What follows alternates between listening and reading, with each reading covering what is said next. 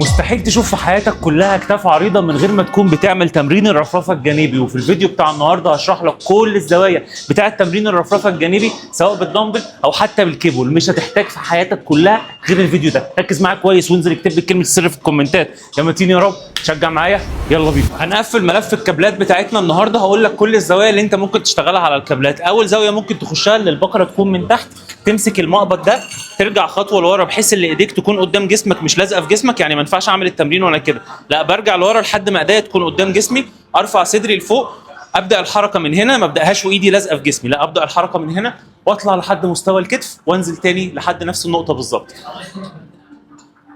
طيب في شكل تاني برضو اللي احنا بنقوم مطلعين المسطره بتاعتنا او البقره بتاعتنا عند مستوى الايد. ازاي؟ انا واقف كده ايدي اهي والحركه بتاعتي بتيجي من هنا بالظبط كده. بنمسك الوزن بتاعنا بس بناخد خطوه للجنب المره دي، نثبت بايدينا الناحيه الثانيه، نبدا برضو الحركه من هنا ونسحب لفوق، نسحب لفوق، نسحب لفوق. دي اشهر الزوايا اللي انت ممكن تعملها على الكيبل. تعالى بقى ناخد بالدمبل كل الزوايا برضو، لان الفيديو ده هتطلع منه عندك كتاف مكور. تعالى نقفل يا كابتني الملف بتاع الدمبل. اول حاجه انت بتقف وقفه رجليك بمستوى الحوض بتاعك بالظبط. تاني حاجه بترفع صدرك لفوق وبتتني ركبك تانيه بسيطه، يعني ما بتبقاش فارده على الاخر، لا بتتنيها تانيه بسيطه، وبتتني كوعك تانيه بسيطه، تجيبه لقدام شويه، تطلع صدرك لفوق وتبتدي تسحب لحد مستوى الكتف وتنزل تاني، تسحب لحد مستوى الكتف وتنزل تاني. بص كده الحركه من الجنب، رجلي متنيه وعامل ايدي كده، بطلع على كده وانزل تاني.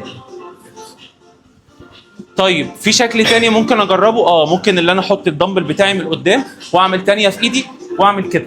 كده الوزن هيخف كتير جدا، يعني دول لو 10 كيلو وانا تنيت ايدي الوزن بيبقى خفيف جدا. كل ما بفرد ايدي لقدام وبطلع كل ما الوزن بيتقل، وكل ما بتني ايدي على جسمي وبعمل كده كل ما الوزن بيبقى خفيف جدا جدا.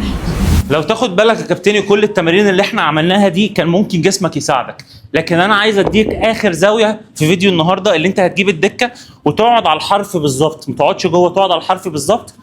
بعد كده تدخل رجليك شويه لجوه وتخليها باتساع ركبتك، تاخد الدمبل بتاعك تخليه يبدا من اول مستوى الجذع بتاعك، يعني مش لازق في جسمك كده، مستوى الجذع بتاعك، وتطلع لفوق. 1 2 3 4.